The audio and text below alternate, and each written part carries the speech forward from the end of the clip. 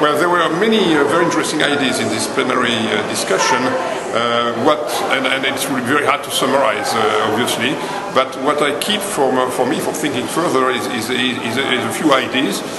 One is that there is a lot of potential in cities, both to do bad things, and Saskia Sassen in the morning commented on the bad interactions and so on that will increase poverty, exclusion, and so on, but also good things, and that links with economies of scale, agglomeration qualities, improving the quality of life, innovation towards sustainable development, and there is this dialectic interaction between huge problems created by concentration of people and the fact that when you face problems you have an incentive to solve them, and therefore cities are also places where innovation can take place.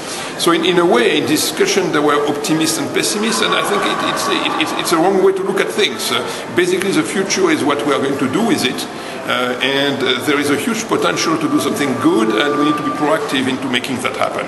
So there is a huge role for public policies, but we need to rethink them. So it's always a kind of potential that we need to materialize, and that requires public policy and proactive action. A second idea is that we don't exactly know what to do. So it's time for experimentation.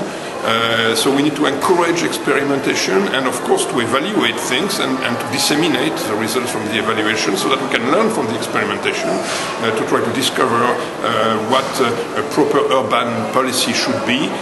It's a learning process. It has started to happen in some cities, but we need to be very keen in promoting it. I think it's very useful to keep in mind that cities should be for people. People live in cities. So the kind of illusion of the cities of the future that is only made of clean technologies is not appropriate. We need to think about how people live in cities.